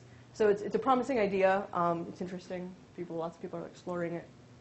And if we compare that to other known magnetars, stable magnetars, galactic sources, this is magnetic field strength versus the period of the rotation. They seem to fall under some sort of continuum of these magnetar candidates, so it's consistent with that picture. Okay, another topic, the origin of GeV emission. So this is what Fermi-Lat is detecting, this actually both emission during the prompt burst itself, and then in some cases lasting significantly longer after the burst. This is a plot you'd see in any of the LAT GRB papers, where it's showing GBM emission in different energy bands, LAT emission, and then this is the higher energy LAT emission, and these are actually the really high energy individual photons. And what you see from this, we can see it in this cartoon here, is that the LAT emission tends to start after the GBM emission by often a few seconds. We've also seen this in a short burst, and it was a fraction of a second that we see all that delay, and it tends to last longer. I mean, you can see out here, this is just noise in GBM, but there's actually still some structure here in LAT, and actually individual photons, both GeV, which are significantly high probability of being associated there. So the LAT emission, you would naturally expect that there would be, if you have synchrotron emission causing the lower energy, you would expect synchrotron self-Compton or inverse Compton components at higher energies producing some emission. But actually spectroscopically, the LAT emission looks to be an extension of the lower energy during the prompt burst itself. And then later it looks to be consistent with the afterglow that we see in broad from radio to X-ray. So that's weird. But these bursts, we have a very small subset with really good data, and this is something that we're continuing to pursue. Oh, I had arrows. Yeah, okay. So this is what the cartoon is corresponding to. Another aspect of challenging these models, okay? Okay. There was this really exceptional burst last year, called 130427A. Sylvia, who will be speaking next, she worked on this burst. It was a burst detected by Fermi-LAT. It was like the brightest burst ever in prompt emission. There was some argument maybe there was one in the 80s that was brighter, but it might not have actually been a burst. It had a bright optical flash of magnitude 7.4, which is not the brightest, but really still very bright. And it was a redshift of 0.34, so it was relatively nearby, but it was it was similar to its sort of what we call its cosmological cousins. So most of the bursts that we observe at those kind of low redshifts are actually subluminous things. This is just kind of a luminosity function thing that you'd expect more likely to see the faint things are more common than bright things, and you're going to see the faint things when they're nearby. So this burst has been also called the nearby ordinary monster is actually what the title of the Swift paper was, which is kind of telling. So it was this really bright burst, but it was really just nearby. Anyway, so what's been interesting about this is we have really good data on it, and that we measure the LAT emission to be consistent with this broadband afterglow going down to optical or even radio emission. So this is LAT data, this data from NuSTAR, XRT, and optical. And if it's a single component, this actually causes some problems because there were some very high energy photons that were observed not during the prompt burst itself, but during the afterglow. There was a 95 GeV photon at a few minutes after the burst and a 32 GeV photon that was hours later. And that presents challenges for our understanding of how synchrotron shock physics work. So either it's not synchrotron emission, or we need to do something new related to our knowledge of relativistic blast waves. So this has been kind of fun and causing some challenges. These are actually different models of the maximum synchrotron energy that's possible, and the models that these photons rule out, so the ones that are above, are actually pretty crazy models, and it's ruling out by far all the more reasonable ones. So this is a challenge. Going into another topic we've already seen something on, the role of potentially the future, which we're being very excited about, of gravitational wave sources being detected and how to chase down their electromagnetic counterparts. That's something I'm particularly interested in, is how are we going to do this, because it is a logistical challenge. And in fact, we may need new facilities like ISS Lobster, which Jordan, who's sitting back there, is leading that effort on. Because with Swift and Fermi, it's going to be really challenging to find these things, because the LIGO positions will be positions, but they might cover huge swaths of the sky, and the XRT field of view is small, and it'll be hard. But anyway, we've actually already heard about all of these, about the physics of these neutron star mergers, how they produce gravitational waves, and then so we can either chase them with the electromagnetic observatories or have coincident detections. There are some ideas that maybe the emission, the gravitational waves will be emitted isotropically, although preferentially higher, with stronger signal along the direction of the jet. But as far as we know, we only detect GRBs when they're pointed at us. Although there are some models and somewhat sketchy recent observations that suggest that there are other ways in which emission would be detected outside of the jet. In short GRBs, there is this idea of a kilonova. There was a couple papers published last year of a short GRB that had a near-infrared access at late times, which is not consistent with anything else other than this modeled kilonova idea. And there's also thoughts of that it's a magnetar, if it is a magnetar powering these things, that it would have some sort of wind, and that could be detected in the X-ray. Okay. So as I said, there's lots of plans on how to do this, either co-detection or follow-up, and it's going to be a challenge. And I'm sure we'll all, no matter how much preparation we do, we'll all be scrambling when these first actual detections come in. So GRB jet composition. This is another topic which has a lot of theoretical work on it, and I'm only going to just say a few things. But there's been a big debate these days on whether or not jets are dominated by baryons, by normal matter that's in them that is released when the gravitational energy from the explosion is converted into thermal pressure. This derives the acceleration of this jet with relativistic energies, relativistic velocities. Sorry. And so some thermal photons are released, and this is this photospheric emission, which we actually see some evidence for in these small thermal bumps. And the rest is converted into kinetic energy, which drives this whole internal shock and indirects the surrounding medium and has the afterglow. Or there are magnetic-dominated jets, where instead of baryons powering it, it's strong magnetic fields. This model has a lot of problems, though. But the idea is that it's magnetic energy from whatever the central engine is into the blast wave, and then that gets converted into particle acceleration, and that's how the radiation then is emitted. But the problem with this is it requires magnetic field to remain very high, which gets harder as the jet propagates further from the source. The reality is probably some combination. Maybe part of it is magnetic dominated, part of it is baryon dominated, but both mechanisms seem to be at play. And there are a couple of articles which have done recent reviews of this. A few other open topics, which I'm not going to go into because I don't have time. Energy dissipation, particle acceleration, and radiation mechanisms in GRB jets. I'm going to discuss it a little bit, but it's a big topic. Lots of host galaxy properties and how metallicity might play a role in the stars that actually become gamma ray bursts that aren't just the normal type 1b supernovae. And there's some question of whether or not it's actually metallicity or if it's rotation or whatever it is that causes prolonged bursts these to occur. There's a lot of people, a couple of groups that work on the supernova GRB connection. So we've detected some coincident supernovae with GRBs, but what causes some supernovae to become GRBs and not others? And there's some sort of spectrum in between of engine-driven supernovae that aren't quite GRBs, like they don't have that high energy trigger, but they do have some evidence of a central engine. There's lots of correlations that people try to correlate. That's correlations. So lots of parameters that people correlate. And some of these are very strong correlations. And a lot of people are studying these to understand the physics of the objects or selection effects. There's lots of literature on that. And there are many more topics which I haven't discussed. But these, I think, are some of the current interesting ones. So GRBs are weird objects. They're fun. They surprise us all the time. That's why we like working on them. And we hope that the current facilities that are operating will keep operating, so we have work to continue doing. And that's pretty much all I have. Thanks. Thank you very much for a wonderful overview of current GRB science. We have questions, comments, threats. No threats.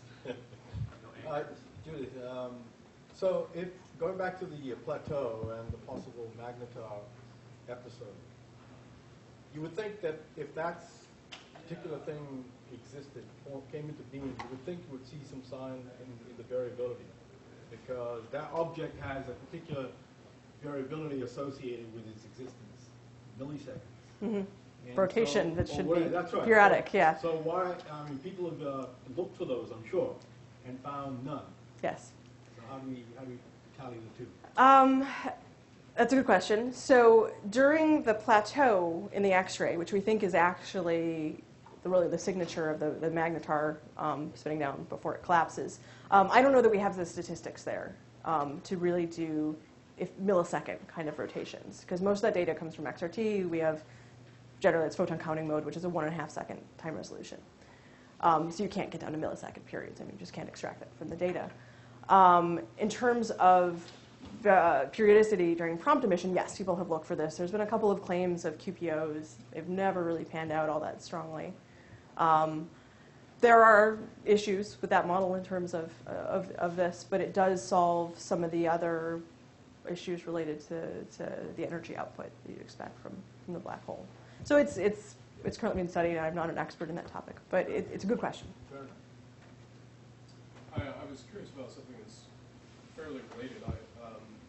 I guess I can understand the sort of the typical model for the initial burst and the longer emission from a jetted source. If you collapse to a black hole and you have some spin-driven jet that punches through the material and it has a wider and wider opening angle as it blows off the material from this cone.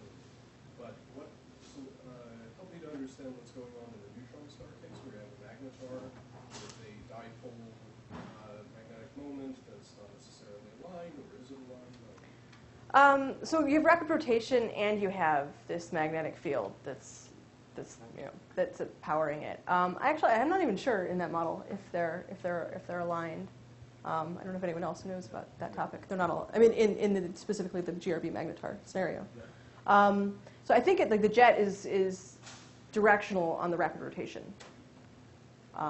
But I agree. Accretion is something we actually see in other cases, like in AGN, and we understand how that produces jets. So the power there is still some sort of a jet mechanism.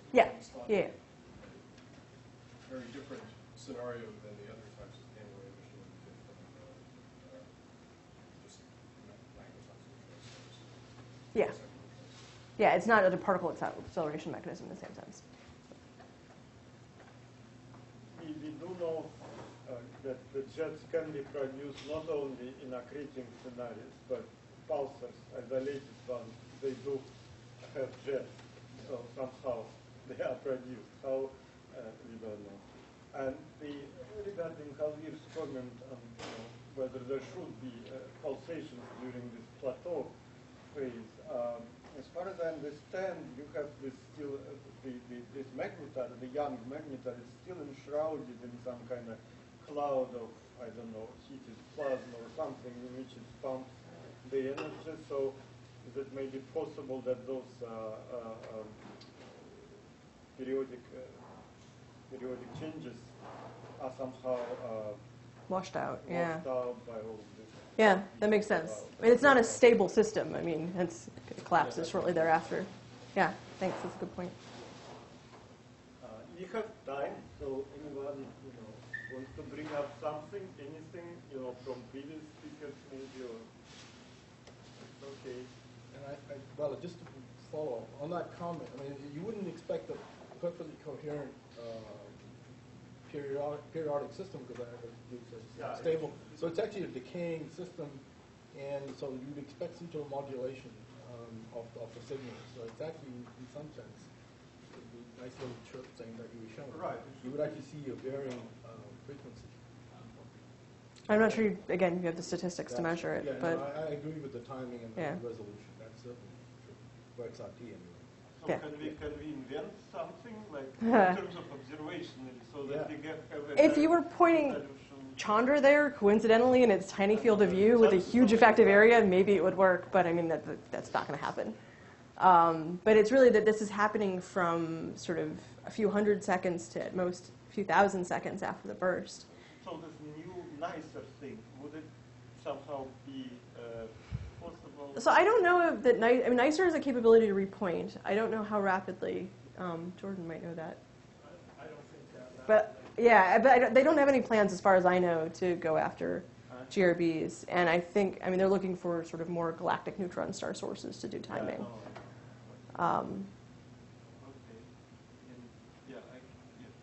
So on the subject of like gravitational wave / EM co-follow-up scenarios, obviously we have the issue of huge error boxes that you have to cover, and it's just completely unfeasible with most, really anything. But there's some talks about things like the Palomar Transient Factory being able to follow up in the optical.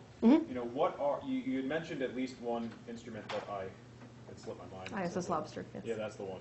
Yeah. What other? This is a proposed instrument that we're potentials Trying to are get- out there for this co-follow-up situation with them in sort of a time scale of the next few years? So the Palomar Transient Factory is thanks for bringing that up. It's a really interesting case. This is a wide field optical camera that has been doing actually follow-up of GBM bursts that no one else has been able to do because their aerocircles are a few degrees.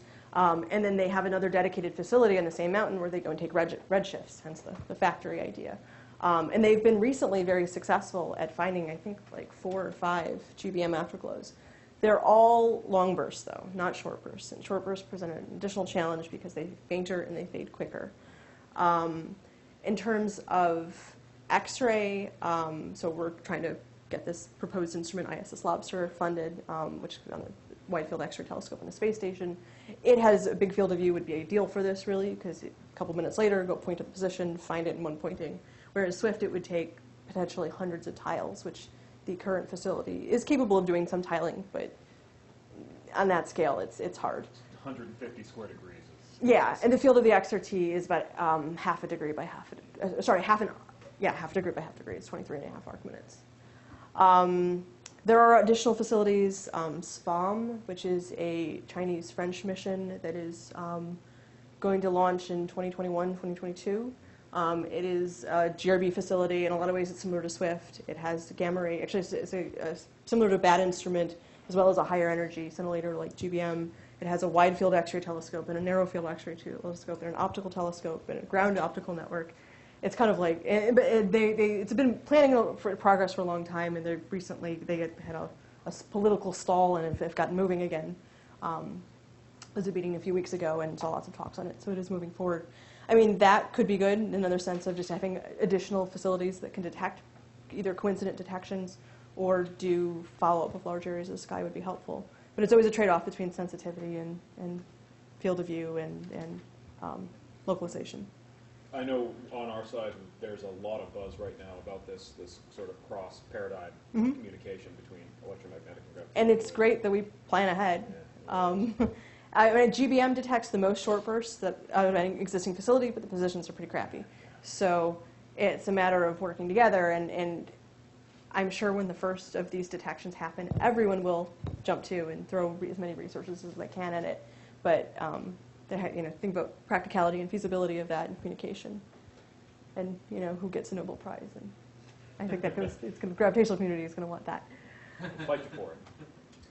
Yeah. So in the big problem areas that you've discussed, given the limitations of current observing facilities, what do you think is the best way forward to make rapid progress? Is it on the theory end, doing better theory to try to understand the relativistic shocks and that kind of stuff, or in the neutron star side, understanding how to magnetize the neutron-rich matter, kind of thing, or just collecting better statistics? So it's a good question. It's a hard question. I'm an observer, and this is kind of a theory talk, which is a little bit different for me. So in some sense, observing another 1,000 bursts, what are we going to learn?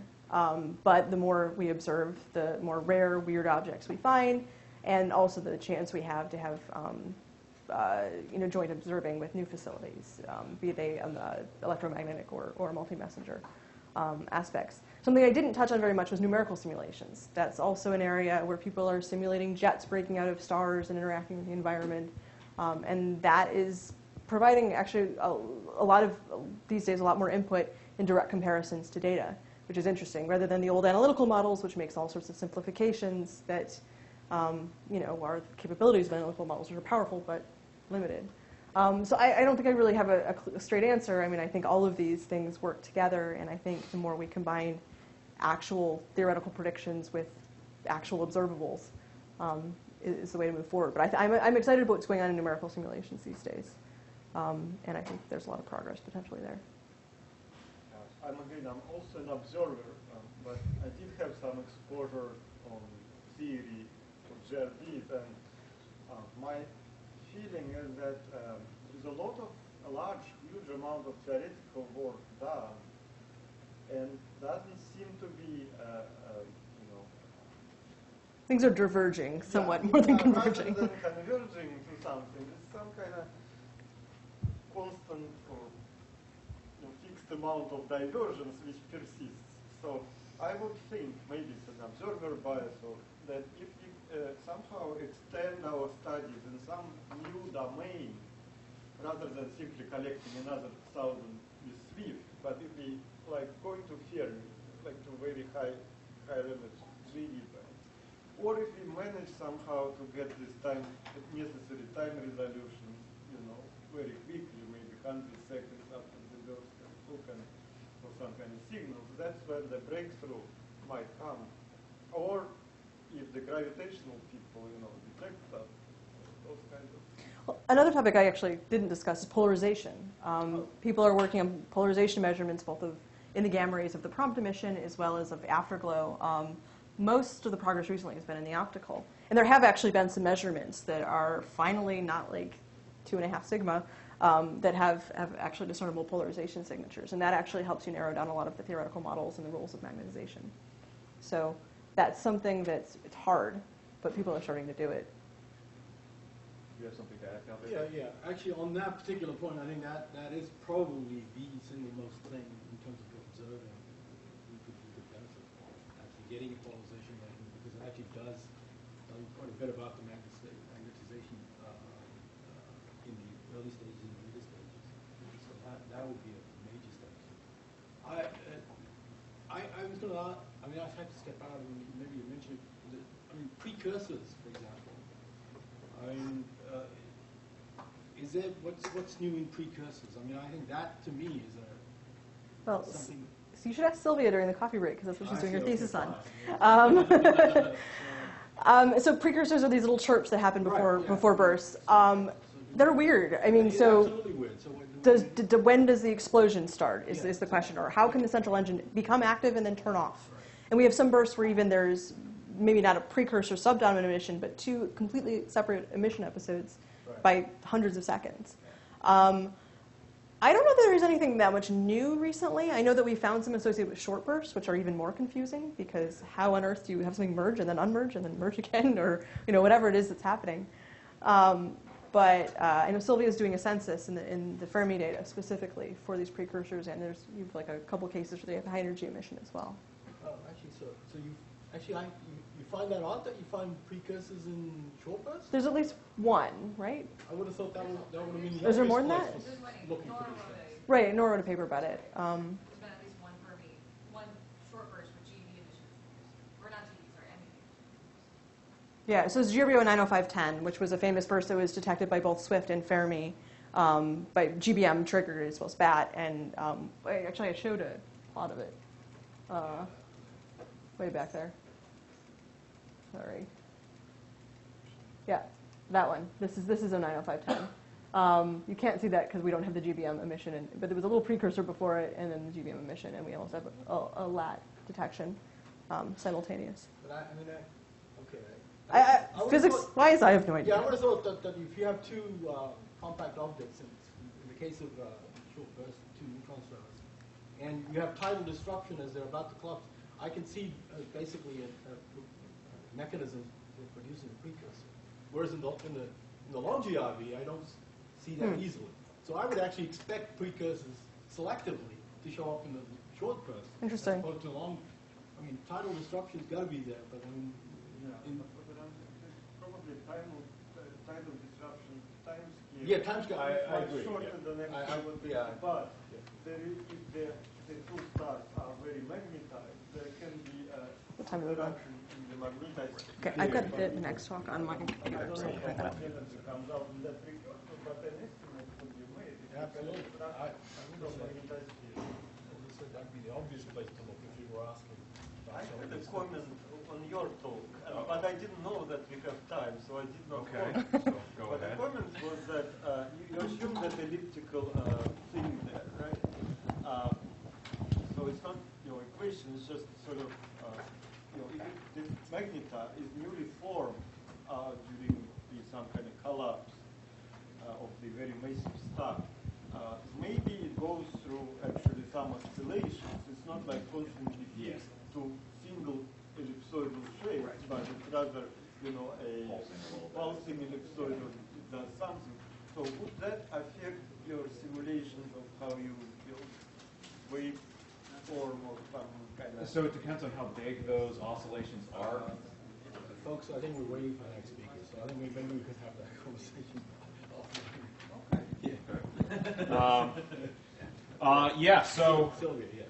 our next talk, because we are 5 minutes from being back on schedule, thanks to that very enriching discussion, and thank you for that, Judy. Our next speaker is Sylvia Xu. Going to talk a little bit more about GRBs, and you seem to have the microphone, Yes. so I think you're more or less all set.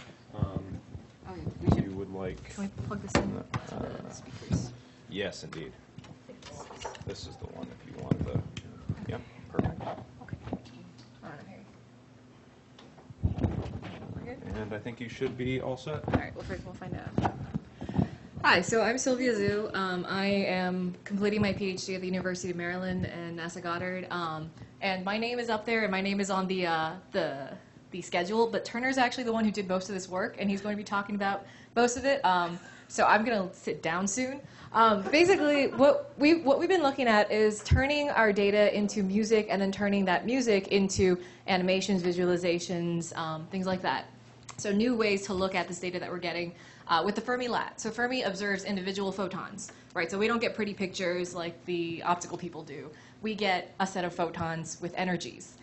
So what we can do is take those energies and turn them into pitches. And so, right, you have a photon, you have a music note. So we've been playing around with doing things like that, and then Turner comes along, and actually he can introduce himself and say the rest of it. Thank you. Well, thank you. My name is Turner Gillespie. I just graduated from the Maryland Institute College of Art, and I'm an animator. And so we've been talking for a while how can we collaborate between some of the sound, the data sonification stuff Sylvia's been doing with some of the music visualization that I've been doing in my animated work. So as like a starting point, Judith and Sylvia started, this is kind of the project she was talking about. Oh, I don't think we set up sound. No, we got it. Well, let's see. Well, we'll try. We got it. So they're kind of taking these energy levels, plotting them over time, giving them instruments to kind of, explain this data in a totally different way that maybe a totally different audience could maybe just grab onto, generate the interest through that.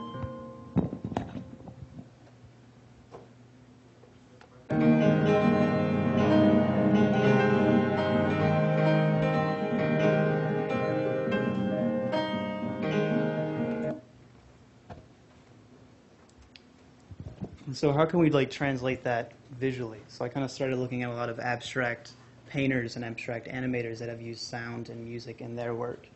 Looking at animators such as Oscar Fischinger and painters such as Kandinsky. And here's some of Oscar's work.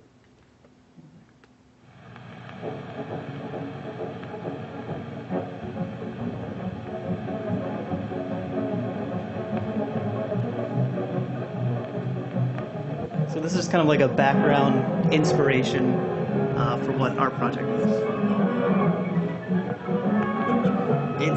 It's some of the same kind of genre of music. He was actually, Walt Disney fell in love with his work and he wanted to use him for Fantasia, but Oscar was a little bit too abstract and he wasn't too fan of crocodiles and hippos, and so they had this huge disagreement of he wanted squares and circles, but Disney wanted cute animals.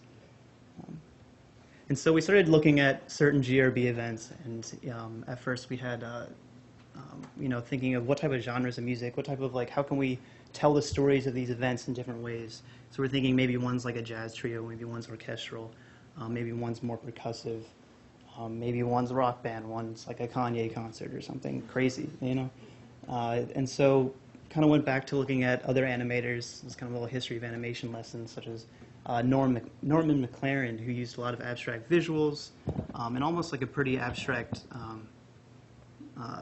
sound and music to kind of combine and create this interesting visual language to kind of show motion and sound together.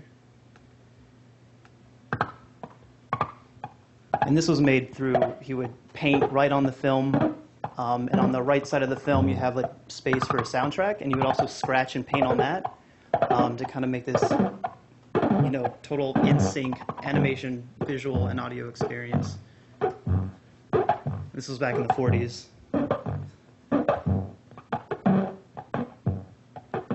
Super fun. And then kind of going back a little bit, Len Lai also was experimenting with this, and he was using painting, and he was really investigating texture and how can he take this really fun song and show it visually.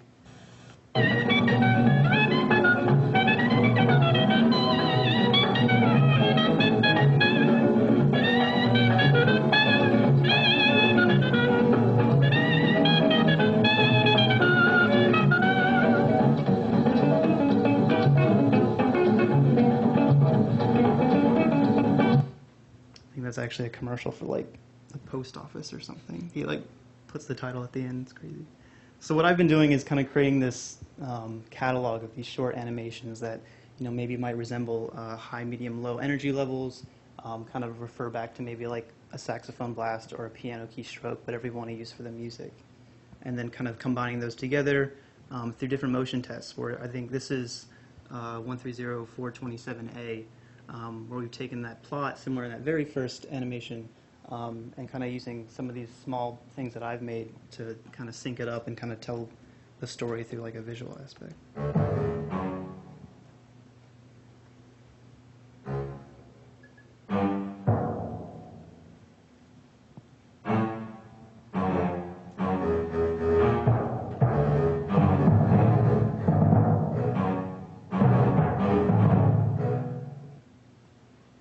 So instead of having kind of a plot, it's more of kind of a visual overlaying of these different layers that kind of tell you, the different energy levels.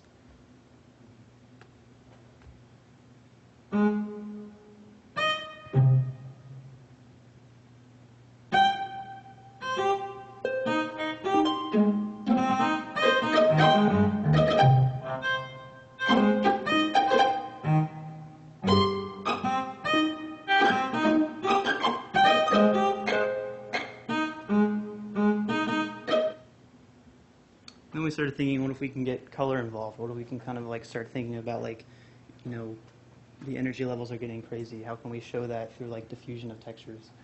And so we started kind of working with, this is a jazz, kind of a jazz trio that's based off 130427A, that is then transitioned into 090510, which we chose to give it totally percussive instruments.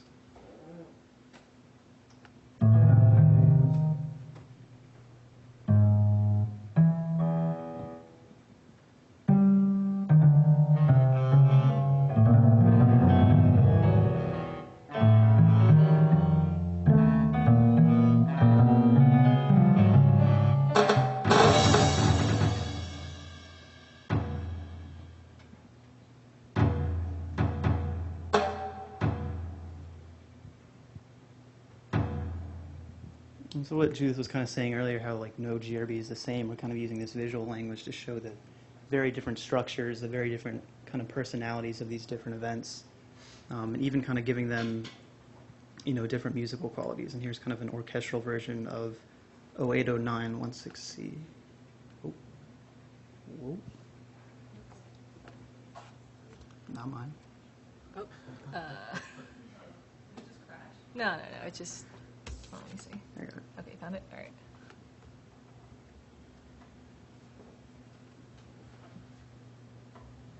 There we go.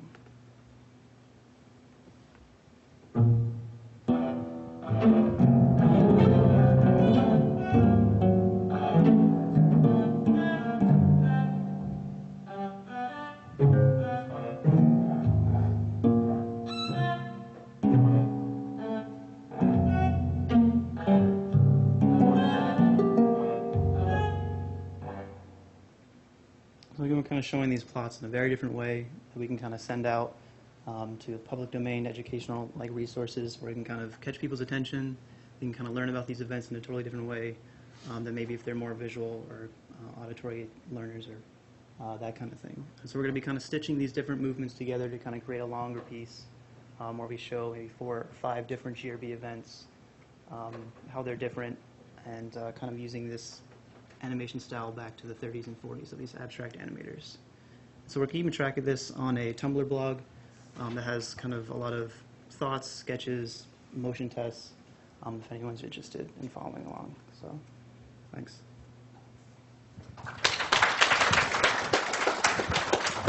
Awesome and totally different. Thank you very much. Do we have questions, comments, or anything? Yes, please.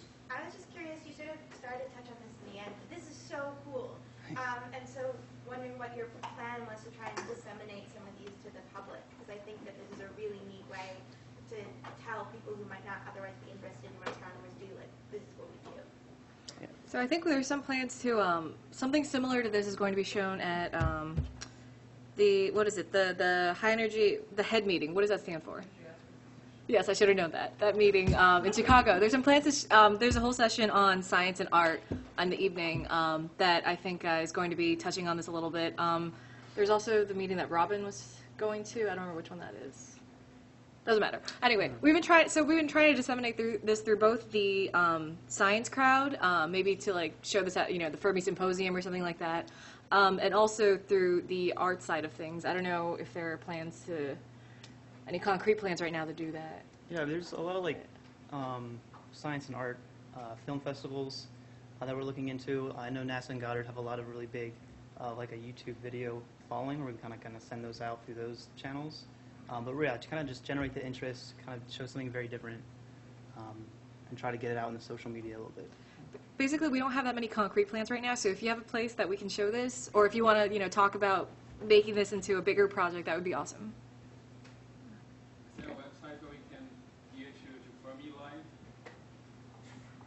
Sorry? Is there a website for Fermi Live? Fermi Live? Like? To hear Fermi Live? Oh. We haven't thought about that. Future thoughts. We're thinking about like, what if we can pose this and give it to an orchestra, or give it to like a choreographer or something, or you turn this into a ballet. Something, right? yeah. A very postmodern ballet. But yeah, even like live performance or live just transcribing of this into like a visual thing where you can have like a visual camera up on your computer that's like, oh, something's happening. We have this like kind of world of like motion and different things going on. Like that's the trigger that catches your attention. I mean, the problem with listening to Fermi Live is that Fermi detects an awful lot of photons, and it would just all sound like a jumbled mess, I think, unless you're looking at, for instance, one GRB in particular, or one solar flare in particular, which is what kind of started this whole project to begin with. But one idea we've also been having, which would be kind of fun, is to maybe... Right, so you have basically a map of the Fermi sky. Fermi can see, the Milky Way, and then sees a lot of other objects inside our galaxy and outside of our galaxy. So maybe you have that on, on a web page, and then you have a little window you move around. And as you move around to different parts of the Fermi sky, you hear different parts of the Fermi sky. So that's something else that we've been thinking about. But these are all things that we talk about and then don't have time or energy to do. But there's a lot of different ways you go with this. Yeah. It seems like in the first example you played, you have these aleatorically generated pitches, but in the first one it seemed like you constrained them to the notes in a major triad. Yes. And in some of the later ones you allow them to occupy all 12 semitones. Yes. How do you this is an artistic decision and not a scientific one, how do you choose the mapping between the input data, which is very aleatoric, and then the musical content that comes out? So I guess that depends on how, right, so that's the balance between being true to the original data versus sounding good, but still sounding interesting, right? Because we found that there are some things that you choose, if you just, C major triad, like just, there's some decisions where you make where everything is very bland and boring. And on the other hand, sort of the things that we did towards the end were kind of more postmodern and more dissonant. But you also get more interesting things out of that sometimes.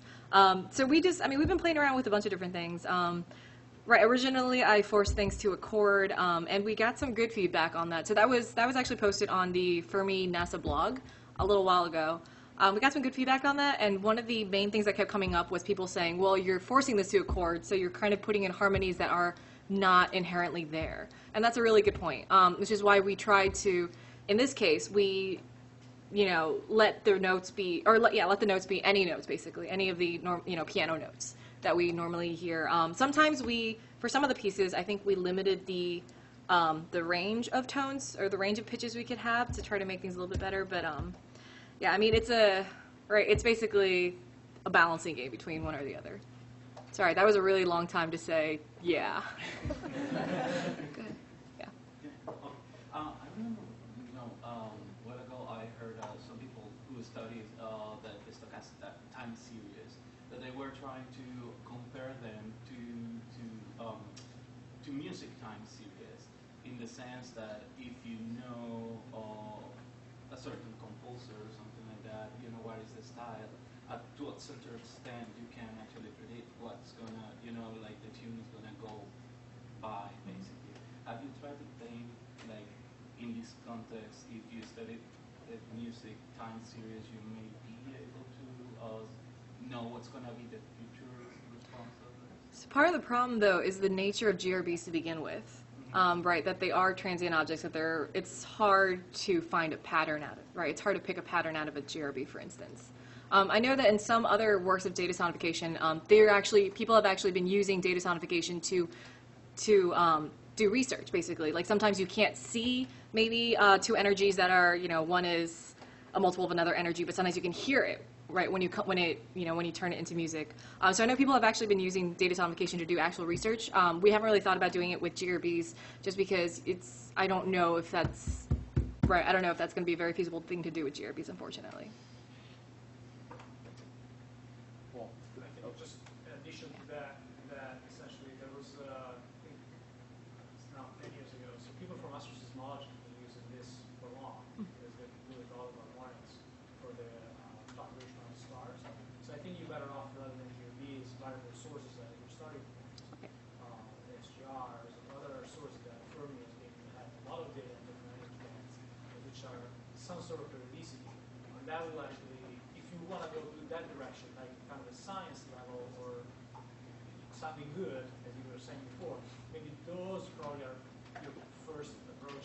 Or the two-order approximation, I think that's maybe a better trial. Right, things where you are actually expecting some sort of pattern or harmonics or something. Which, the sounds might shows up some interesting features that we don't see. Yeah, I think that has been shown in some cases. This has been a great talk, and thank you again for something very, very unique. The potential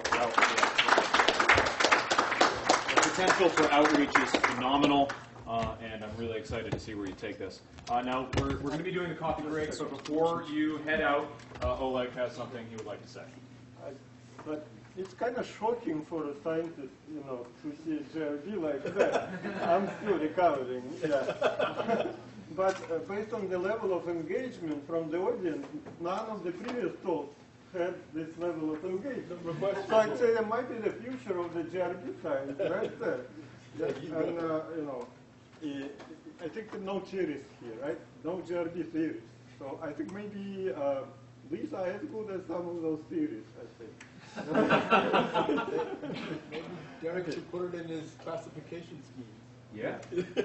So what I wanted to say that we are, time series predictions. So. yeah, we are going to go for a coffee break right now, but myself and maybe Judy, Calvir, and maybe Ida can hang out in that corner, and if any of the students say want to discuss, like program at GW or opportunities at NASA for summer internship, for instance, or anything else with faculty, say just please feel comfortable to come to us, come forward and talk. Yeah, we are very friendly folks. All right, we're going to reconvene at, I believe, 3:30. So enjoy the coffee and snacks, and we'll see you all back here then. Good job.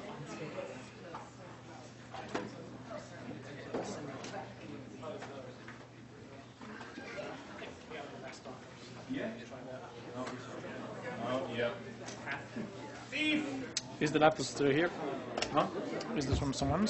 You can just set it on top of okay. that. Let's actually. Yes. Well, your work. Sure. If some particular wave signal was to be detected, do you think it would be that of one of those magnitude things? No. The first one that LIGO is going to detect is assuredly going to be binary, compact binary Do coalescence. they get that range in the spectrum? Like I remember the peak of LIGO was right about frequency space is right about where the supermassive black hole kind of start. Right? Yeah. So the peak is like or rather the Well, yeah. minimum of the noise floor is somewhere around like I think 500 hertz, something in that ballpark. Yeah. The range goes from in the advanced LIGO goes something like from 10 to 1,000. Calvary Duga, you are? Okay, yeah. Oh, pleased to meet you. And we do How's it going? expect